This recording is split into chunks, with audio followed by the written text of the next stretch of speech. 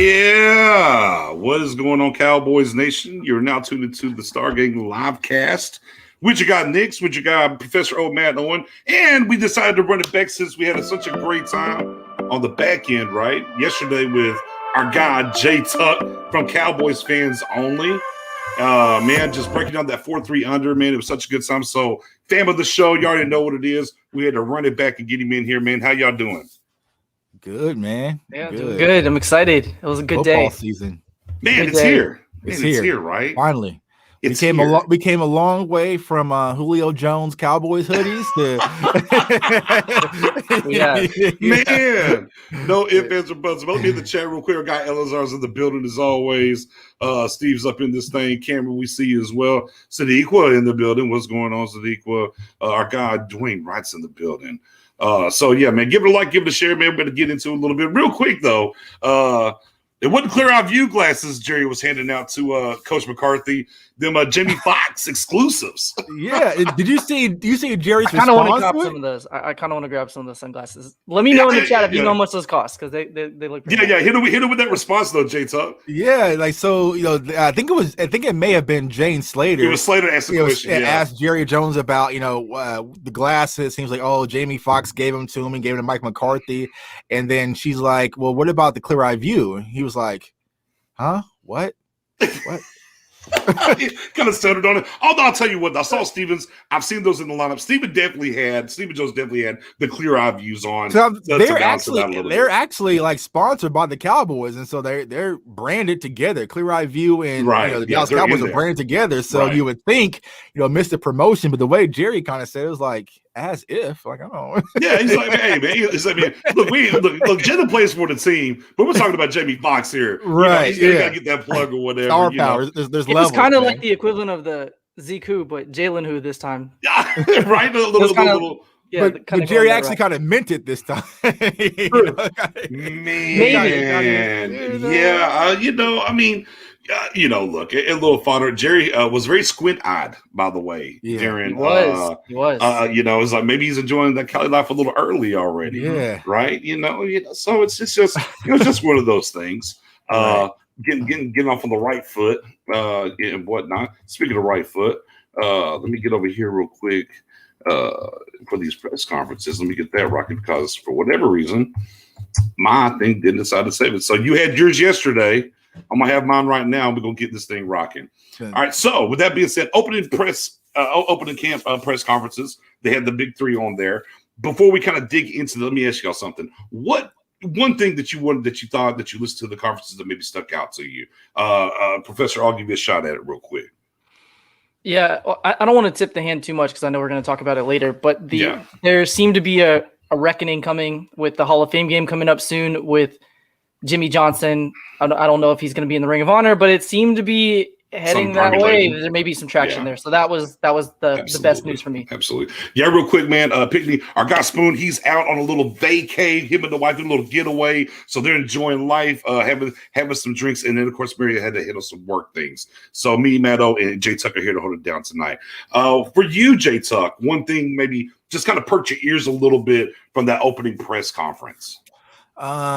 That we're not going to bring in any veteran corners. Probably. Well, Stephen gave the old standby, didn't he? Yeah. The one time I didn't want Stephen Jones to actually answer the question, he answered it. And he was like, he spoke about the cap space, of course, but he was like, he has the guys in house that he wanted. We addressed the cornerback position in the draft, and when they didn't get the two guys that they probably thought about, they didn't think there was anybody else in contention, so that's why they went with Micah. So it's like the secondary and the corners that we currently have, y'all, is what we have. So it's just gonna have to work out at this point. I was going to say, because the verbatim response from our guy, from our guy Steven, the Cowboys like what they have, points at the draft, and also, like you said, current business. And then, of course, hit him with that in the business of trying to improve 365 days a year. Right. So we what we should do? We should start a counter right now. Every time that Stephen Jones says we like the guys in house and talent is a 365 day a year, so on and so forth, we got one. We're gonna put it on the board for one. Right. We're gonna keep a running count of this thing for the entire year and see exactly how many times he really comes up to that. Exactly. I'll tell you what. I think one of the big things for me. Whenever Jerry said, we'll break some other things down about this press conference, right? And real quick, I got my Terry. He's got a question. Outside of Amari, dealing with the post-surgery, we don't really have any major injuries that come to mind off the top of my head. Anything for y'all? They asked the question, but Mike McCarthy really didn't address it and take it head on. He said, we're going to wait for the medicals. So I'm not sure what that really meant, who they could be talking about. I haven't heard much about Tristan Hill's status. Yeah, there's him too. Yeah. I haven't heard much about Jarwin's status, if he's fully a go. And I know there's been kind of some things circulating about Donovan Wilson maybe. So I'm not sure. But they didn't say much at the press conference. Is there any key injuries that's going to be out as of now? Right, like I said, we'll find out tomorrow. Right, maybe just some of the guys are getting them cleanup surgeries and seeing where they're at there. Matto, you heard anything at all either?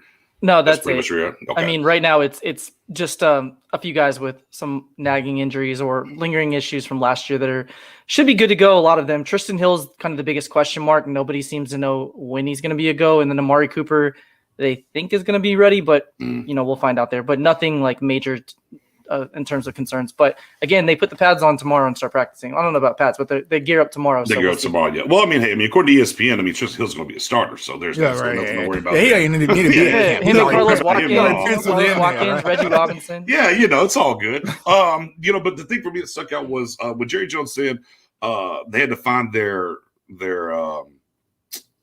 not 94. Randy Gregory? Not Gregory. Charles Haley. Charles Haley, excuse me. Well, I was about to say Gregory. We already got Gregory now. But I said, they had to find their Charles Haley because when they got him in the building, they kind of, went on to win the Super Bowls. And in my head, I'm just like, well, you've yet to address maybe that style of player in the secondary. You keep kind of getting because he mentioned Charles Haley and Dion too. He did mention Dion a little bit later, but he was really honing in. Now Jerry speaks, right? Jerry speaks, and maybe he's trying to channel Haley into the current 94 in Gregory, like we need that guy when that guy was here, so maybe a little tongue in cheek from him. Maybe that one of those just a little subliminal, like, hey, we need you to be that guy. I thought it was very intriguing that he brought up Haley, and when they got the kind of guy in here on defense. So I would like to see him, because we'll get into some other stuff about check writing stuff on the second round of what he would do to get that guy in here. But I thought that was pretty intriguing as well. Now let's pivot off of that, and we'll go back to what Mike McCarthy did. I think another thing that Mike McCarthy said: situational football, guys. Boy, we're really going to lock into situational football in this training camp. And we kind of go back to last season to see some of those things and how they played out. This is what I kind of like about McCarthy versus when Garrett's going to give you the coach talking, coach speak. I think when McCarthy says certain things, I think he actually it's what it is. Right. It's what's happening. What do y'all think about them talking about? We're going to be more specific when it comes to situational football. I'll start with you, Matto. Yeah, I have a specific situation I want them to practice. 4th and 11 in a one-score game. I don't want you to do a fake punt there. I don't want that to happen. So go ahead and practice that scenario, and we should be good for the season. No, I mean, it's always encouraging when you hear stuff like that. I mean, we've heard it in the past, though, with McCarthy last year. It was all about analytics. We didn't really see that come to fruition last year, but we're all kind of chalking that up as it's a wash. It is what it is last year with COVID and everything else. I'm excited. Situational football is one of the bigger things that fans don't really talk about. A lot of fans focus more on play calling and execution, but there's a lot of scenarios that, one difference here changes the whole outcome of the game. So practicing those situations that could, drastically impact the course of the game is huge. So I'm actually excited to hear that. And McCarthy himself said, 8 of these games are going to come down to the last possession and how you execute, right? And then he also kind of counterbalanced it a little bit with, but how much do you really focus on that during camp, and how much time do you spend on that? J-Tuck, what'd you think about that? And are you buying that from him? When we bought analytics last year, we kind of saw things. Yeah. What are you thinking here from our guy, from your guy? My guy Mike McCarthy. Yay. And I'll say this, man, like for the most part, me and Mike are cool. We're still cool. He looked like he really didn't want to be up there. And I asked this question earlier. I was like, do other teams have their general manager and owner at the press conferences like constantly? Like, no, you have your coaches. And shouts out to my guy Dylan, because they addressed I'm glad he's here.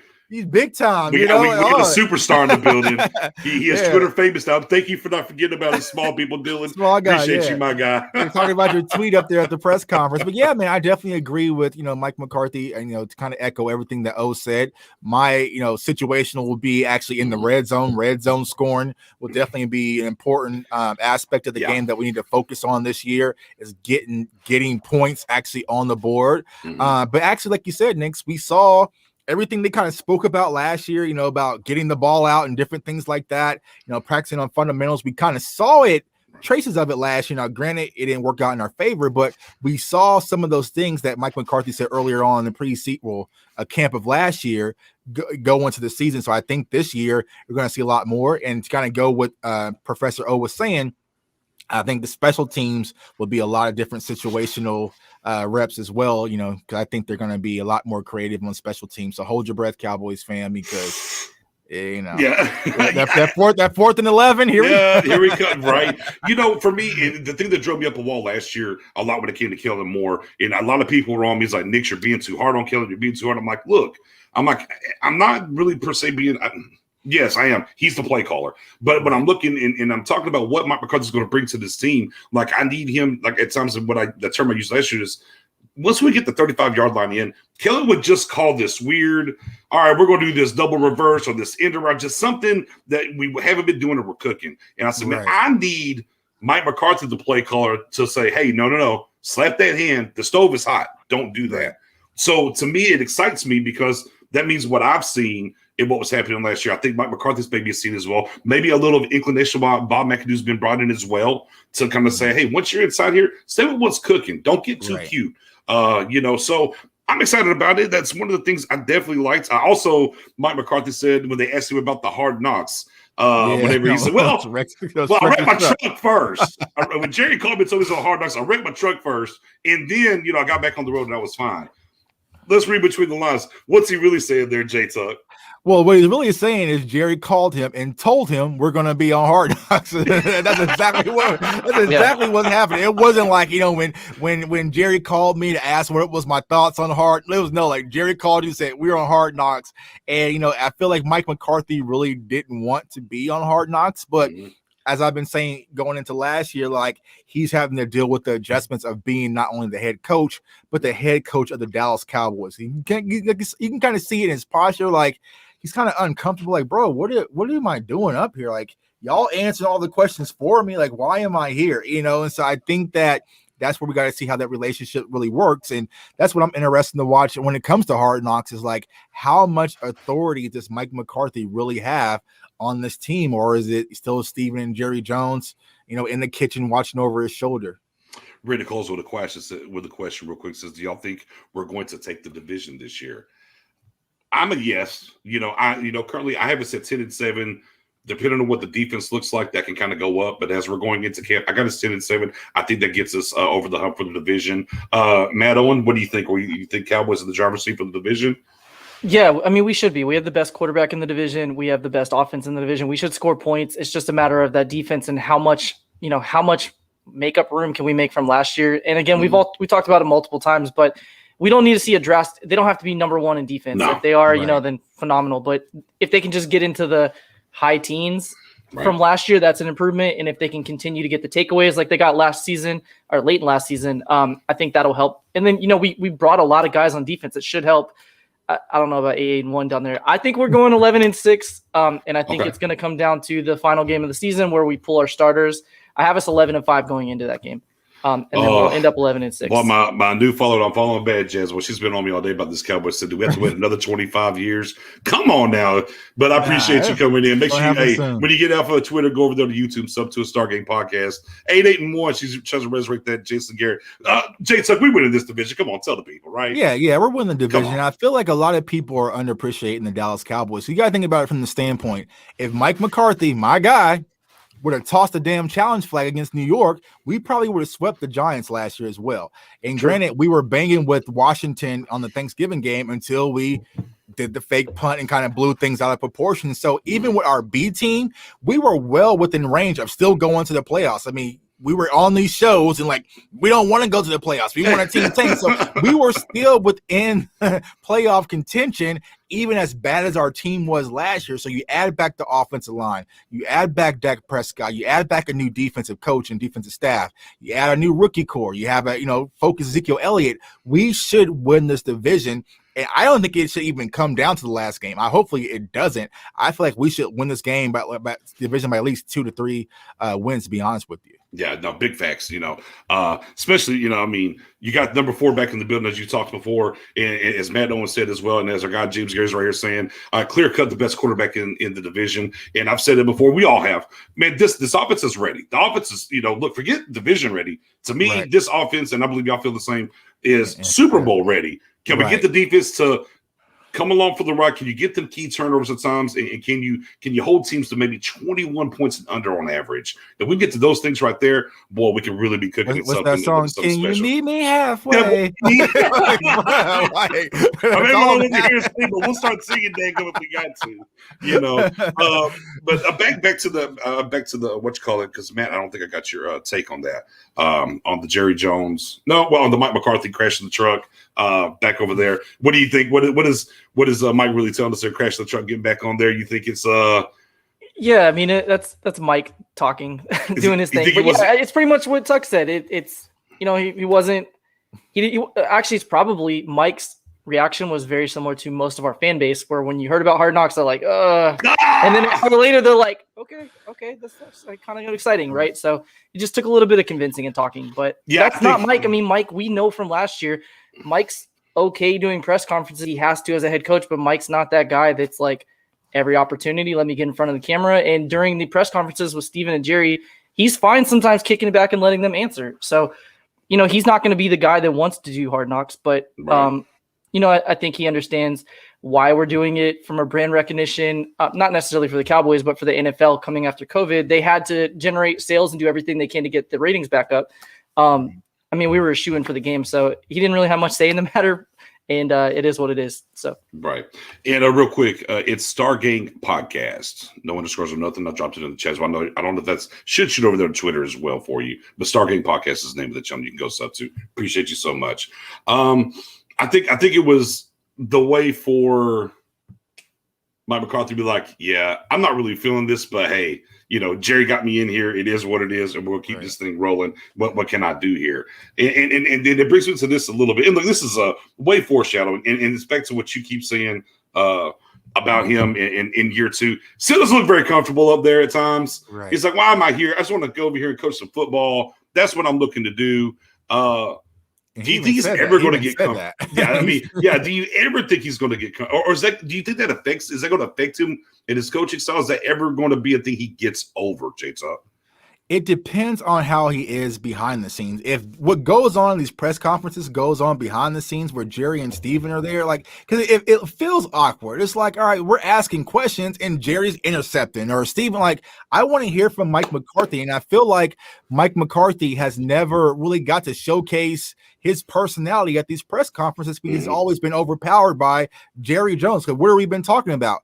What Jerry had to say, or what Steven had to say. So what I would like to see is Mike McCarthy and Dan Quinn shoulder to shoulder talking about what's going to go on with camp, how the schedule is going to be, what's going to be the routines versus Steven and Jerry Jones. And so I really hope that, they let Mike McCarthy coach this team, because I feel like, honestly, when I watch him, he's a football guy.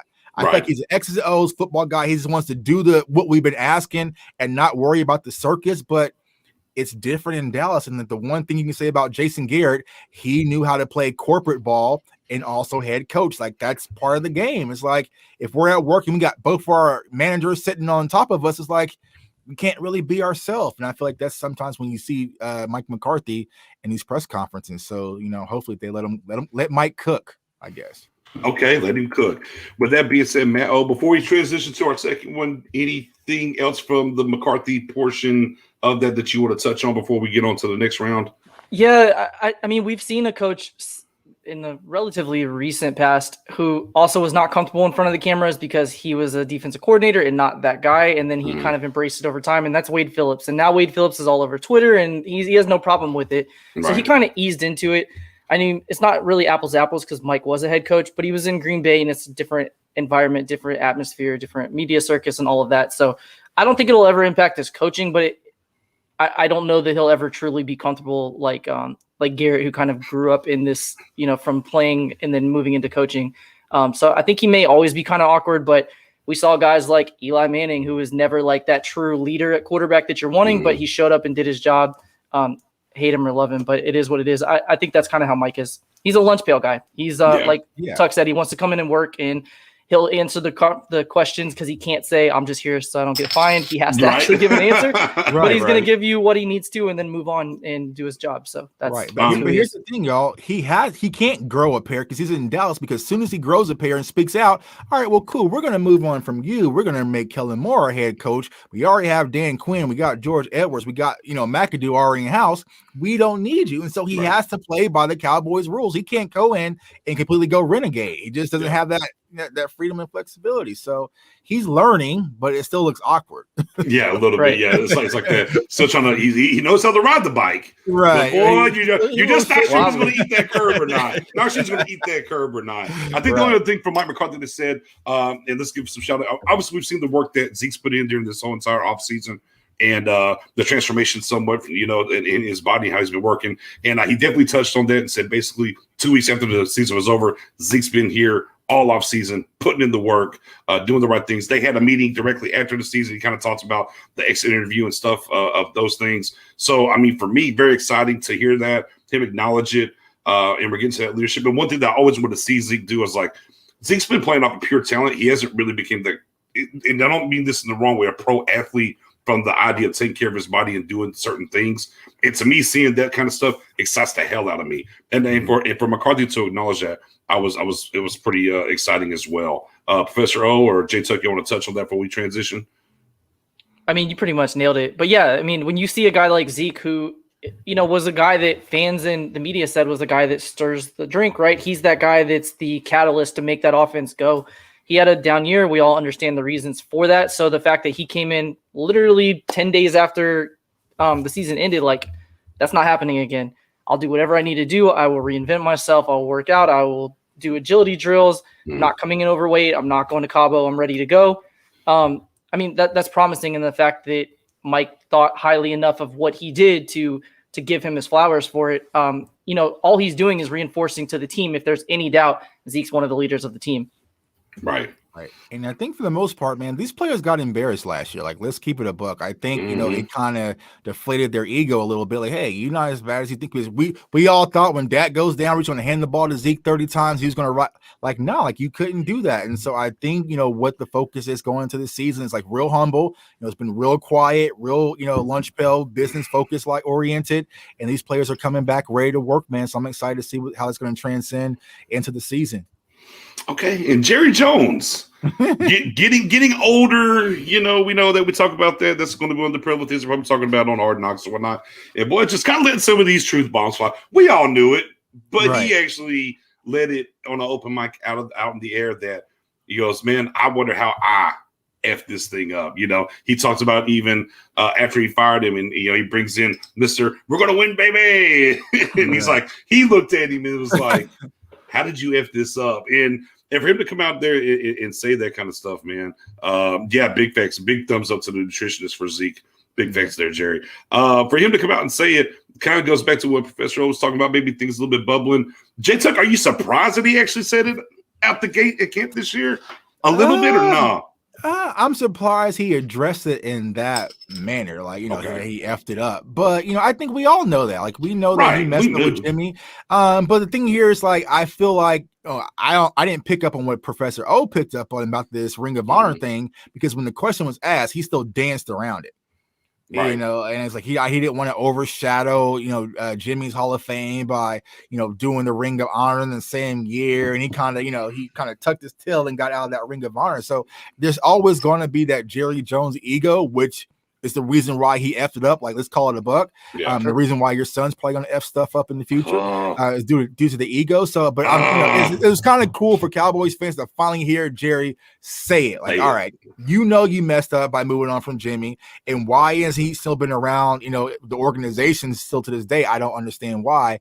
But I'm not buying too much into it until I see that Ring of Honor and Jimmy Johnson is up there. Then I know when Jerry truly admits that he effed up.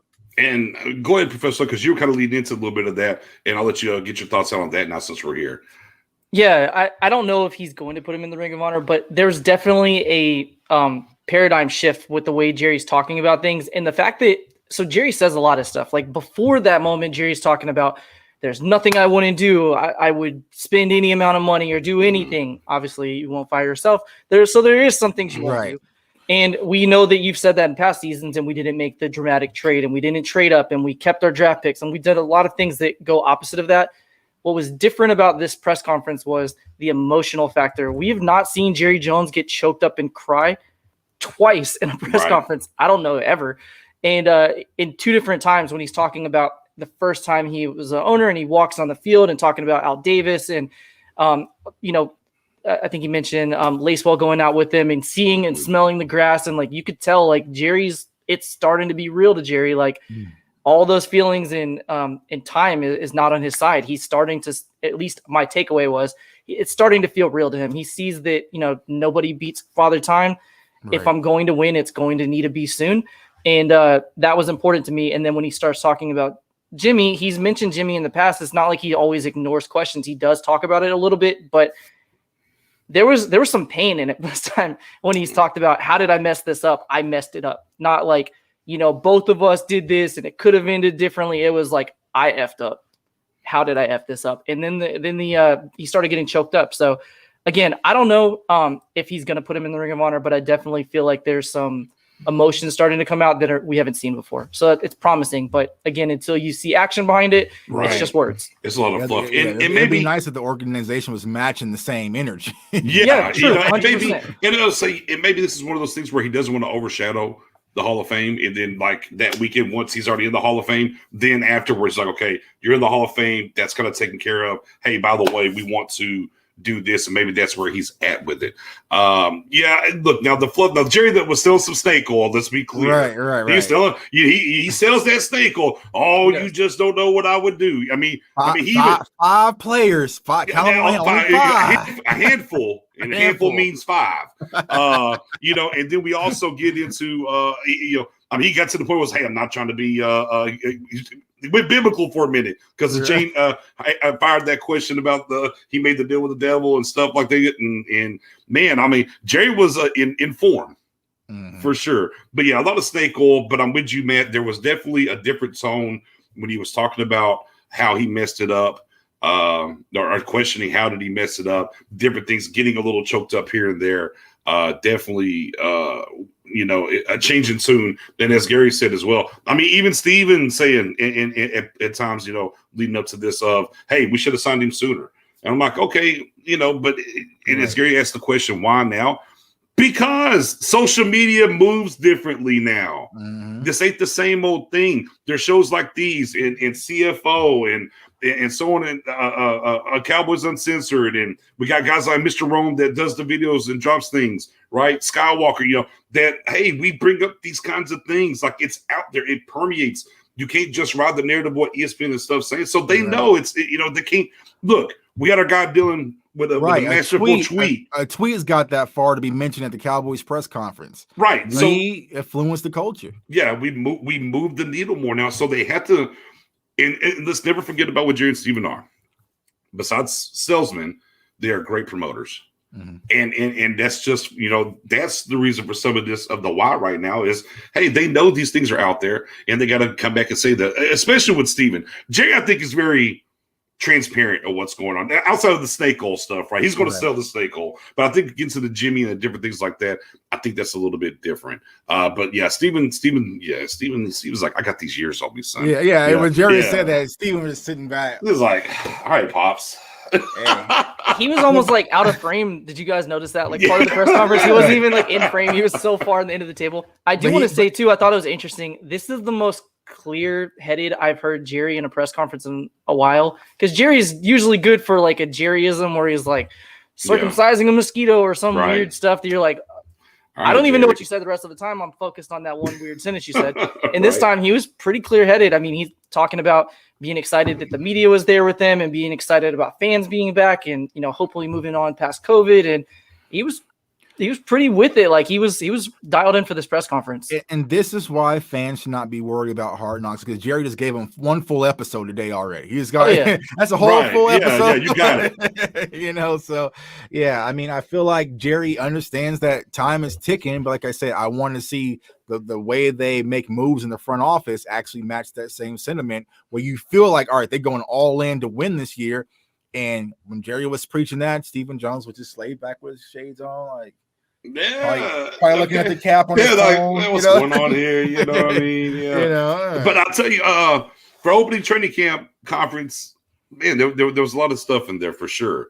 A lot of stuff in there for sure. And we'll see, Matt, maybe, telling us, maybe the professor, we'll see if that happens. We're definitely going to readdress if they say after the Hall of Fame, hey, by the way, we're going to put Jimmy in the Ring of Honor this year. That would be crazy, right? Yes. Trying to get rid of those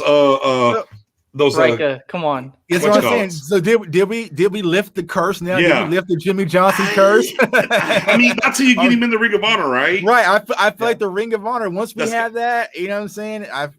Maybe that's what Jerry's thinking. Jerry's like, hey, grease this wheel. I gotta break this curse. I've thought of every single thing of how I F this up, and I can't get back to it. I just got to put Jimmy in there. Right. I got to correct the wrong. Right. Maybe so. But that being said, Jimmy a statue out front, man. Yeah, whatever you got to do. Look, man, whatever it takes. Right. Whatever it takes. That's what he said. That's what you said. I do want to throw it out there, though. Jerry being as candid as he was, snake oil or not, saying, there's nothing I want to do to get this. I'll put it this way. In my line of work, we're having a great year, and our ownership is saying kind of the same type of things, like, what do you guys need? And we're already making our list, like, I need this tool, and if we had this, we could be more effective, and if we had this, we could do well. and we're taking advantage of it immediately. When Jerry's saying stuff like that, Steven and Mike should be like looking on their phone like, if he's a free agent, we could make a trade for that player. But they're not. They're not.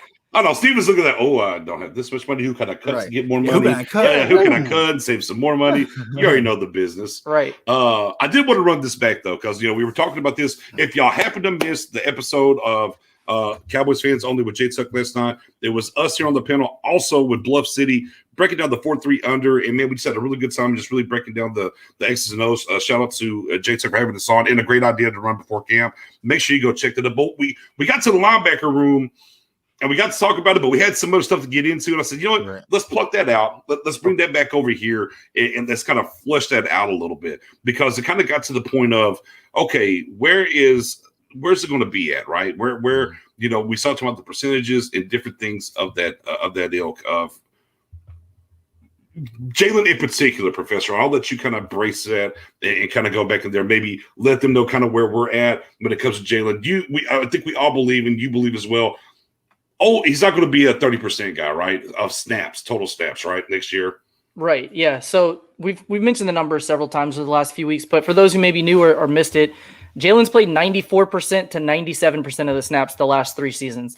I know we brought in some reinforcements in the linebacker room, but if you think that he's going to go from that to 20 or 30%, it's not going to happen. I mean, he may dip in like the low 80s or high 70s or something now, but he's going to get played. We have a new scheme that's simplifying things, and all the critique from fans who are not huge on Jalen are talking about, he does better when he's just in attack mode and doesn't have to overthink.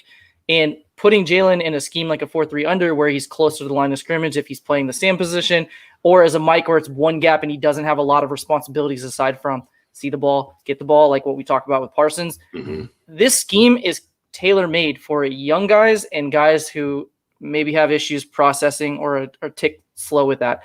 So this is a type of scheme where Jalen can thrive. So I believe he's going to play in the high 70, low 80%. He's not going to start every game. Maybe he'll start quite a few games, and you may not see him always at Mike. He may play a couple different positions. He may even be defensive end sometimes in a nickel, just as a pass rusher to get him moved around. But yeah, I think Jalen's going to be a guy that a lot of fans may push back on when they see his usage, but I think as the season goes along, it'll make more sense and people will be excited. Now, Jay Tuck, I'm gonna, because you kind of believe the same thing, because we talked about that. I'm gonna pivot the question a little different for you. Okay. Who's going to lose snaps here? Who's going to be, because and back up here, and I think that we did touch on yesterday, as Sandberg actually put out here. 4-2-5. Yeah, I mean that's where we're going to be in major nickel, right? We're going to be in the nickel majorly. We mentioned that on the show last night. Again, go over there, check it out. We're talking about a formation that we're going to be 20% in at the time at best. Probably more closer to 15 and under, but say 20% of the time. Who's the linebacker that's the odd man out? Because we're all kind of buying on this Jalen playing around 70%. And we kind of know Micah Parsons, he's going to be that Swiss Army knife. He's going to move around. They're going to do some different things with him. So that brings us to what? LVE, Neil, what do you think there? Yeah, I would say LVE would be the odd man out, especially in a contract year. I know he's trying to get, his opportunity to get an extension, but I feel like LVE right now is going to be interesting to see how Dan Quinn actually makes him work, because that Dan Quinn brought in his guy and Keanu O'Neal, and pretty much for the 4-2-5, Keanu O'Neal's brought in to kind of be that coverage guy, kind of hybrid safety / linebacker. And so on those types of snaps, are you going to have Parsons and Neal out there? Are you going to have Jalen and Neal? I highly doubt that you're going to have LVE out there in passing downs, because he's not really that great in coverage per se. And so he's really going to have to take the bull by the horns in camp and show that he needs to be on the field. And especially he cannot afford to get hurt or any nicked up or injuries this year, because this year we can definitely move on from LVE. So I think he would be the odd man out. Like I keep giving the Dark Knight analogy, right? Where the Joker comes in and breaks the pool stick and tosses out to Jalen and LVE. Yeah. Walks out the door. That's how Dan Quinn is going to do it. It's going to come down between those two as far as the reps are concerned, I think. Well, boy, look at there, man. And you're walking into my theory here, because then we just take LVE and just trade him over there to the Chargers. Yeah. And we'll just take Derwin James, and we'll just little flip-flop. We got to pick up the 5th year. Yeah. He's injured. Our guy, we're not picking up the 5th year. He's injured. Let's just let's right our wrongs from 2017. Yeah, let's do that real quick, right? Obviously, probably not going to happen, but man, a man can dream, guys. No, we like the guys that we have in house. Oh man, but I'm going to use the other side of that. But talent acquisition is a 365-year job. So, is my guy Elliot. You already know, around 33. Yeah, you already know, but. Yeah, man, I'm with you. That's what's the most intriguing thing about when it comes to this camp is LV hasn't been able to prove it. Now, LV is very fired up, and they're definitely during the OTAs and minicamp and some of the things he said. He's fired up. He feels like he's going to be put in a better position. But, man, boy, Neil came in this thing. I don't think Neil came in here not to play, right? And when you talk about Jalen and LVE, man, we say break that pool stick. Hey, all right, guys, let me know who comes. Knock whenever you're ready, right? And we'll figure it out. Because Parsons, again, don't think of Parsons being this guy that's just going to be the linebacker, the prototypical. There's been some things where they talked about they're going to kind of groom him into being maybe the Mike, but they're going to use him everywhere. Right. They're going to use that pass rush ability. They're going to give him opportunities. Obviously, we were the 12th overall pick, not just to line up at linebacker, but do things to get the most out of him. But again. For sure, as Matt said, boy, this fan base who really, especially whenever Jalen took that 9, and boy, those that wasn't done with Jalen when that's a 9, they were like, all right, fam, all right, and they're doing real quick, moving the changes in there for sure on that. Go ahead. I just want to throw these out there. So, 2018, 80% completion percentage against this guy. 2019, 78.7. 2020, 86.4. 2018, 10 missed tackles. 2019, 13 missed tackles. 2020, 12 missed tackles. 2 of those were 15% or above missed tackle rate. That's LVE, not Jalen. If I told you just those numbers, I think most of our fan base would say that's Jalen for sure. Jalen is actually a better tackler than LVE. Right. The numbers are there. Jalen's actually better in coverage than LVE. Now, be clear, Jalen's not good in coverage, and he does miss tackles. But he's better at both of those and better at staying healthy than LVE. Those three things are important. And the fact that we didn't pick up his 5th-year option before the season, you can say it's motivation to try to make him. But it's very possible that Jalen or LVE or both of them don't make the team next year. And right now, Jalen's the safer of the two. Yeah, until he goes out and bombs. If he bombs, then it is what it is. But it's hard. I mean, think of it from an investment standpoint. If you had money, you had to invest in either player. You're not investing in LVE. Like, he's going to have a great season, which I think he's capable of doing. But there's now some buffers in house that he's not going to get the reps that he's probably accustomed to as well. So, I think Jalen, he's the louder of the two, which Cowboys fans don't like you being loud and being out there. So that's why he gets the bulk of the hate versus LVE kind of just flies under the grid. But I agree with you. Like, LVE didn't play great last year either, and he can't stay healthy. That's a double whammy. So well, and again, to Mendoza said, tackle for loss is where Jalen lacks. LVE's entire career, 4 tackles for loss, 3 seasons, 4. Jalen last year, 5. Yeah. And so again, we don't like Jalen. I get it. Right. I understand. He's the whipping boy, but we got to be clear on LVE. Let's be fair. Yeah. And of course, annoying, yes. Bad player, no. Yeah. As Jalen tackles down 5 yards downfield, we need a stonewall. And that's what we hope the defensive line does. If they're able to keep him clean, he will run and go make the tackle. I mean, that's the thing. I mean, coming downhill, as long as Jalen's coming this way, you're in good hands. When he starts going back this way, that's whenever you're going to run into some issues for sure. And back to the LVE leaving out of here, or even the double whammy, right? Okay, we're going to move on from him and Jalen next year. That's why we got Jabril Cox in the wings, right? Then you compare him and Parsons and Cox there. Then you talk about the money investment on that side, how much you get to save on those guys on the rookie deals and see what they have moving forward. Now, Neil, do you think there's any chance that we're going to see Neil take over at strong safety? Or do you think he's locked into linebacker and that's the room? Matto, you want to take that? If we did not sign Jaron Kearse, I'd say that there's a shot that could happen. And again, Donovan Wilson, I'm excited based on what he did last year. He looked good. There's a lot to be excited about, but there's some smoke in this offseason. I don't want to dive into it because I don't know the backstory of what's happening, but the basics of it is he was not around a lot in the training room and at the facility this offseason. So family matters, working out on his own. I don't know. It is what it is. And then OTAs had an injury and then missed most of it and was dealing with some personal stuff. So again, he wasn't around a lot. I'm excited about him, but there's some question marks there, and he played less than 10 games last year. So having a guy like Neal who can play strong safety at a high level is exciting, but we also brought Jayron Kearse, who can do basically the exact same thing. He also played free safety and strong safety, so he has the position flex. So no, I don't think Neal is the backup plan at strong safety. I think they're going to go with Jayron Kearse first. But if somehow Jayron Kearse pulls a doesn't make the roster, it's a completely different story. I think Neal is going to play a lot at linebacker, though. I think they're going to find ways to use him. I mean, he was our prize free agency signing. So for whatever that is, I mean, a 1 year, $5 million deal is not a huge investment, but I think that Dan Quinn brought him in for a reason. He's versatile and he's going to give you more from a coverage perspective, because what safeties do versus what linebackers do in coverage are night and day. So I do think we're going to see him play quite a bit in nickel. And I won't be shocked if he starts games at will over LVE.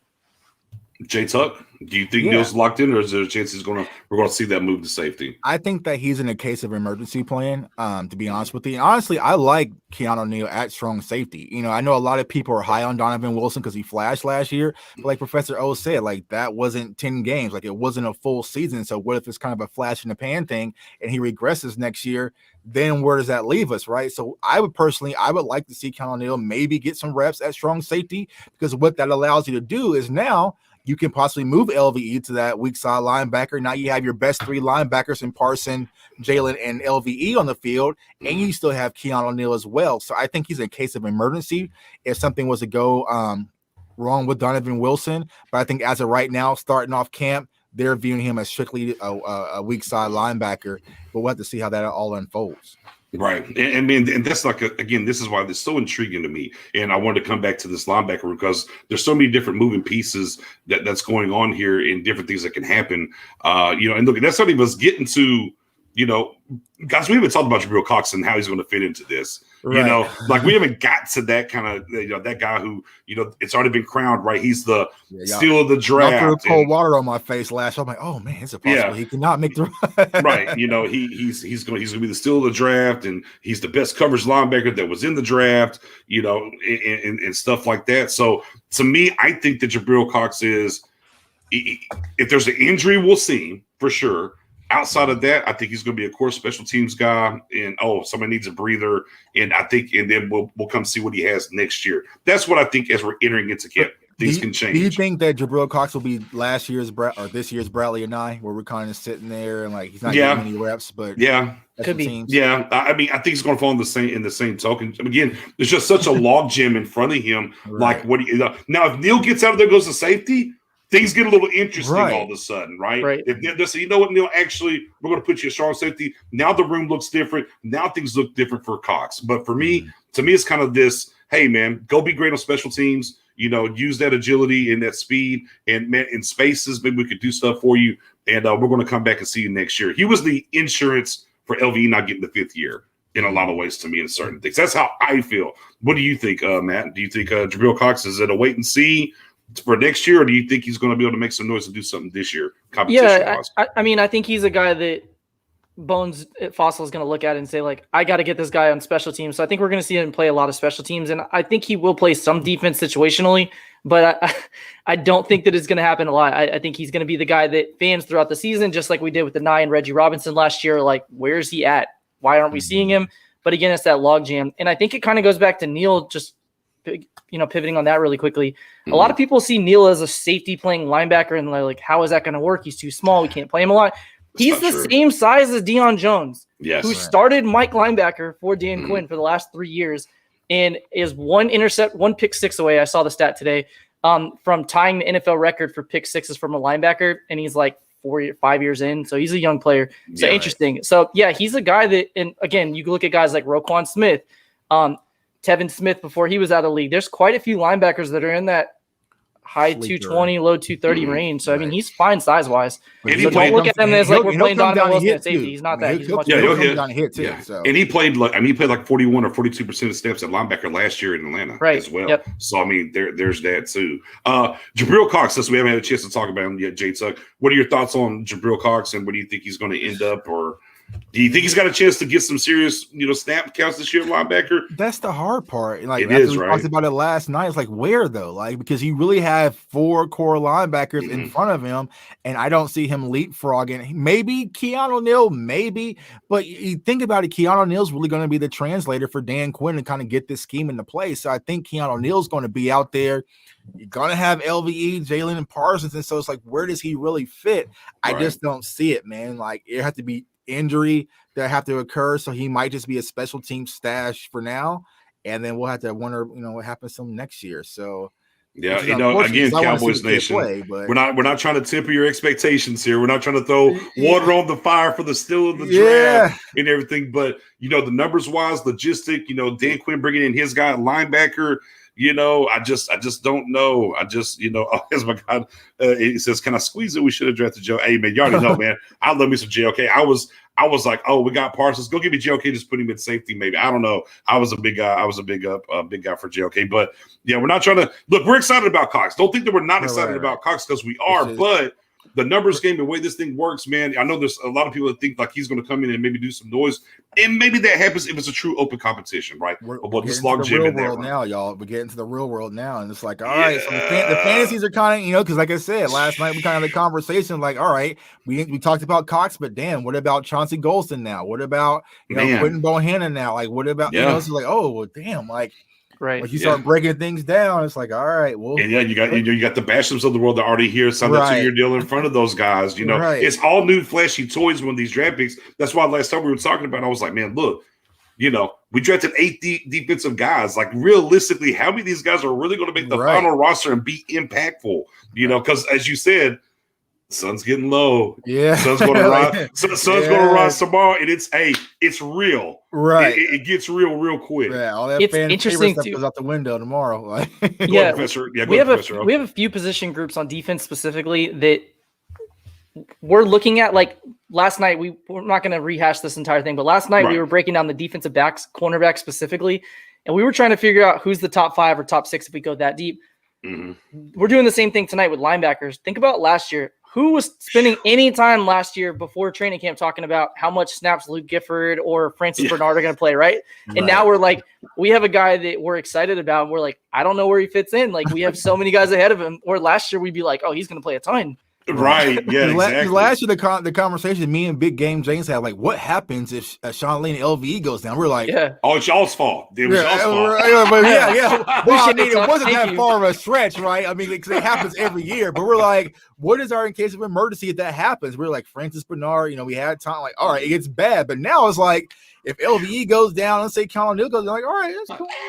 Yeah, we got a little thing to play. We would do some things. All right, Anthony Hines going up in there, so it's like, all right, well, it's a good luxury to have. Now let's just do that with the cornerback position. I'll be all right. Fair enough. Maybe we did the same, and then another group too. Okay, Brian, go sign Brian Poole. Go get me a daggum veteran. Steven Nelson too. Same thing. He's a guy who plays spot if needed. So, and then we did the same thing last night with defensive end. I mean, we have some guys that we're excited about as fans as defensive ends, and we're like, I don't know how our top 100 draft pick fits in the defensive end rotation. Right. I don't. And then we have guys like Anai that we were excited about, and like, I don't know how he fits in. So it's a kind of nice problem to have, because last year, like you guys said, we were like, please stay healthy. And now we're like, we have good people behind it, but I don't know. If nothing else, with what we did in free agency and the draft defensively, we built some depth. Now, how good is that depth? Time will tell, right? Yeah, time will tell how these guys come back, what happens. But time will tell. But at least we feel better about the numbers game going into this season. We got about 10 minutes left, guys, before we get out of here. Any questions, fire them up in the chat. We'll definitely get up here and answer them.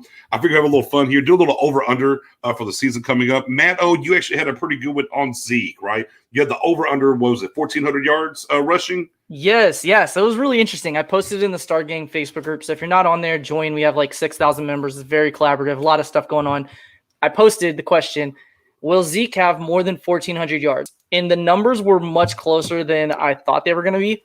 I guess I didn't account for people not thinking about the 17th game. So with that said, 1,400 yards, you're looking at 82 yards rushing per game roughly, and that would be the second worst of his entire career. And we had a surprising amount of fans who said, no, he won't get that high. We had fans saying he'll get 1,000 or 1,100 yards, which would mean he's averaging like 57 yards a carry or somewhere in that range.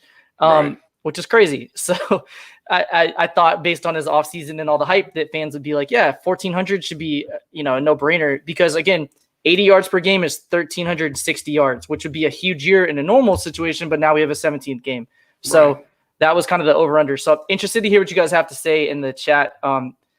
Right. And of course, maybe we want to play that, 17th game. We're so far ahead, but neither here nor there. Neither here nor there. Yeah. I mean, 1,400 sounds pretty good to me. I mean, we got, he says 2K, like I said, I got Norton's in the building. Yeah, but over under 14, I'll take the over. I mean, I was on the over for sure. I'm over. And I'm probably one of the more pessimistic fans with Zeke. I don't hate him. We'll go into that another day, but yeah. He'll hit 1,400 yards. And if he doesn't, then there's something going on. Something went wrong. Injury, something. J-Tuck, what do you think? 1,400, you buying or selling? Keep in mind, it sounds like a big number until you add that 17th game. Well, I'm just trying to visualize how they're going to utilize Zeke next year. And I would say over. I think it's going to be right around within that range, to be honest with you. But I would say over. I would say about 14-28, something like that, 14-30. So I think he'll just eclipse it. Like, I don't know, 7 hours. No. No, that's like no. Yeah, but I'll say over. I'll take the over with Zeke, man. Because I feel like, honestly, they're going to lean on Zeke earlier out the gate because they're not going to sit back and just air Dak Prescott out earlier on. They're going to kind of work him back in. So I feel like Zeke is going to get a bulk of the carries earlier on. Okay. Yeah. I like it. All right, over around the way. Steve in the bill says, will we see a Zeke versus Pollard storyline during Hard Knocks? That's a big no for me. Anybody else want to chime in on that? I think had he not had the offseason that he had, maybe. But with that offseason and all the hype, the Cowboys have editorial rights and decision-making with HBO. So HBO can't just run with any story. This is not like ESPN throwing out a random starting lineup in Dallas being like, no, that's not it. So I don't think so. But I do agree with some of the chat. We're going to see more Pollard this year than the last year. He's progressively gotten a little bit more play in action and a little bit more trust from the organization. But again, with the 17th game, I think that's what makes the difference and gets him right at that 1,400-ish. And again, it's not an increase in productivity from Zeke. It's just him maintaining, and then Pollard can still get the same carries or a little bit more and maybe get more of the receptions instead. Let's run it here because Brian with the question: how many sacks does Gregory get? I'll set the over under at 8.5. I'll set the over under at 8.5. 8.5 sacks. Yes or no for Gregory? Over or under? What do you got, Tuck? 8.5. 8.5 for Gregory. I'll take the over. Taking the over. Okay. Yeah. Professor, throw a number out real quick. Tuck, throw a number out. Let's predict. Where are you? Okay, at? Throw a number out. I say he has a double digits in sacks. Actually. Okay. I'll say 10. Okay. Professor O, due to the scheme, not getting his double team as much, getting a full season under his belt. So yeah, I would think that he's gonna have a 10 sack season for Randy Gregory. Okay. Professor O? I think we see quite a bit more. I think we're looking more at like 12. And the reason I'm saying that is, again, because of what we chatted with last night with the 4-3 under. If he's playing Leo and not having a lot of double teams because you can't double very often in a 4-3 under, especially if that Sam blitzes. Right. I'd be surprised if he doesn't have 10 or more. So I'm going to go with 12. Wow. We're attached at the hip there a little bit there, Matt, because I'm also a big buyer of Gregory. I've bought into it for a long time. I'm buying into that this team is going to be up, which is going to allow more pass rushing opportunities. And I'll go even a little bit further. Look, we went and got Robert Quinn, who hadn't had a double-digit sacks in a long time. He came and got 12. Sign me up for 14. So let me ask you this: does he Robert Quinn us? Does he have a big 14 sack season and go sign for big money elsewhere? No, because he might be an ugly baby, but boy, he's our baby. The Cowboys, he wasn't a hired assassin, and they were going to get that good comp pick. They're going to get something done with Randy Gregory. I really do believe that. But yeah, I think Randy Gregory goes off this season. I definitely think I got 14. I was thinking that 12 range, and I started thinking, well, you know what? That Robert Quinn got 12 here. Let me take a look here real quick. I think, too, he kind of put our coaches on notice, too, when he made the comment about last year not getting played, and then Jerry talking about it, too, and then him saying, it was a wasted year. Like, now our coaches, Dan Quinn and anybody on the defensive line knows if I don't play him and he does perform when he does play, I'm going to get all the flames from the fans and the media, and it'll be rightfully so if he is performing and productive while he's out there. Well, I like this from Nick Herrera. Let's get this in real quick. Over under half a rushing attempt. So what's that called rushing? Is that like when he just tucks and runs on his own? Yeah. Or he has like RPO option. I think Dak's that guy. He's going to run it. I think he'll run immediately. Yeah, I think he's going to run immediately and show everybody. Here's where I'll tell everybody, because I was going back watching the Atlanta game last year before Dak got hurt, and even Dak took off in that game, and I still got antsy. I'm like, no, the slot, because it's like I'm already having PTSD. I was like, I'm not ready for Dak runs, man. So my heart's going to skip every time he leaves that pocket, but he's definitely opening night versus Tampa. He's dashing off for that end zone. Yeah, I'm telling you now. Yeah, Dak's the kind of guy where he's built. I believe early on he's going to take off running just to show everybody, hey, I'm back. Especially with it being Thursday night, the opening game of the season. Come on, man. Man, I'm already there. I'm lose it. Yeah, for sure. Matt Owen, are you buying the one to carry? I don't know how many he carries, but I do agree with you. As I think they'll actually call it up early. It'll be in like the first 15 plays, like scripted, to show, and they'll tell him like, Dak, fake it to Zeke, grab your 3 yards and slide. Just show it. Show it all the way down. No stiff arm, nothing, bro. Yeah, no doubt. Let me see. We had another over under here real quick. We'll get to. The deal's in the building. What's going on? Says over under Dak 500-yard passing game. I'm guessing over under how many? I guess it's how many? Oh man, how many 500-yard passing games? I would say under. Yeah, I mean, he's got a half a game. So, I mean, basically one let's set the over under at 2. 500, I don't know. Obviously, the extra game, changes things. But I don't know, man. I'm going to go, he won't, maybe 1. Yeah. Maybe 1 in a shootout, maybe gets to a shootout. Maybe 1 give me throws for 500. I don't think – now, is there going to be a lot of 300 and some 400s? Yeah, sure. But I don't know about 500, though. That's still a different beast. What do y'all think on that one? Yeah, I would say under. Yeah. I don't think he'll have any, truthfully. I mean, we're supposed to be seeing a better version of Zeke, the best version ever, and then our defense we all think is going to be – at least marginally better. So we should not be in as many shootouts. We're getting cooked. And again, the whole reason we had so many shootouts early last year was because we turned the ball over on offense, right? Like, let's be clear. The defense was bad, but offense didn't help them. So if our offense just does a league average job of protecting the ball, we should not have to throw for 500 yards very often. So I'll say 0. I got one. I want to flip it, though, because we talked about Randy Gregory. How many sacks DeMarcus Lawrence is going to get? Just the over-under for that. Let's set it at 8. Set it at 8? Under, yeah.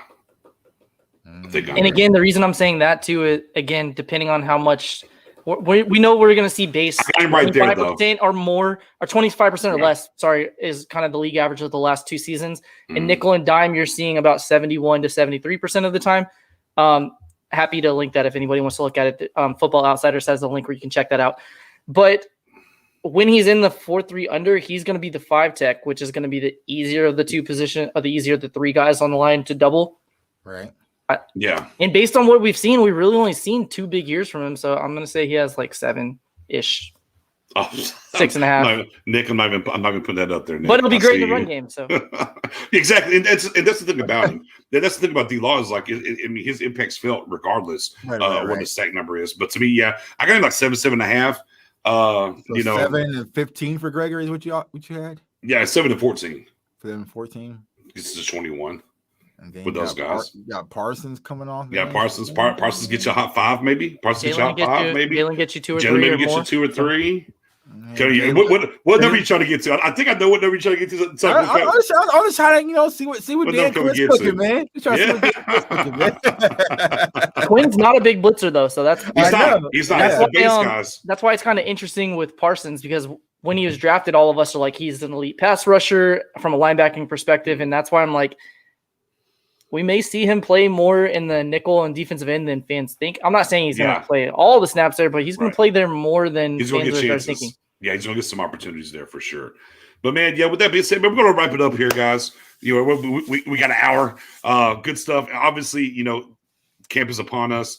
Things are going to be firing up. There's going to be a lot more, we do every Wednesdays for sure, but now with stuff coming, going to see some pop-ins here and there. So the best way to make sure you don't miss anything is Star Game Podcast. Make sure you hit the sub button on YouTube and hit the notification bell so you don't miss anything. J-Tuck, always a pleasure, fan, bro, having you over here.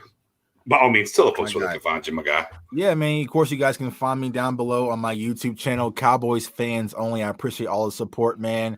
And also follow me on Twitter at JTuck151. And like Nick said, turn on that notification bell because I'm going to be out there at Oxnard next week, man. So I'm going to be doing some stuff out there. So I'm definitely going to do some live shows and loop my guys in. And we're going to have some fun, man. Football is finally here. And also go to CowboysFansOnly.com. To get your merch, man. I just uploaded, tons of new shirts, tons of new merch, and use that code CFO Gang. You get 10% off, man. I appreciate you guys, man. And how the young kids say, no cap. There's 2 Boss Man shirts that float around that are available. One's better than the other one. The ones that where J-Tuck's at, just FYI. I'll just leave it at that. I ain't gonna say nothing more, nothing less. Man, tell where they can find you. Try to help, man. That's all you can do. That's all you can do. Man, tell where they can find you, brother. Yeah, you can find me on Twitter, Professor O_NFL. I am the train conductor of the Cancel Rowdy movement, and we're gonna start a petition on Twitter next time that my man Bezos from Amazon goes up into outer space. We're gonna put Rowdy on that and just shoot him right out there out of the universe. So if you're on board with that, let me know on Twitter. Let's get that man canceled, and we can win. Keep in mind, 96, he became the mascot. Since then, 0 Super Bowl wins. Man's got to go. He's got to go. Let's get rid of I'm just going to end it with Cancel Rowdy. Appreciate you guys tuning in. Great show. Cancel daggone Rowdy. No, I mean, would you cancel? Let me ask you this: Would you cancel Rowdy if it meant seafoam color rushes? Would you do it? Would you do it for the seafoam? It's rough, but for a color rush for one game to get rid of him. Yeah, just one game. Yeah, just one game here and there. I'll do that. I'll bite on that one. I'll bite on that. Well, we got it. There it is, Coach. All right, man. We appreciate y'all. It's on record now. Yes, we can chop that up and bring it back. Appreciate y'all as always. Again, make sure you tune in, man. Happy camping, everybody. It's finally here. The honeymoon. It's still honeymoon season for a little bit longer. But boy, that honeymoon's gonna come crashing down here pretty soon. Hey, wait till them tweets start flying. So and so got 2 interceptions. So and so had a bad day, and it's like, all right, because I remember last year it was Clinton Dix. Every tweet was Clinton Dix didn't have a good practice. Didn't have a good practice today either. Like, all right, man. So snip. Let the fun begin. Let the fun begin. Y'all have a great one, guys. Thank y'all.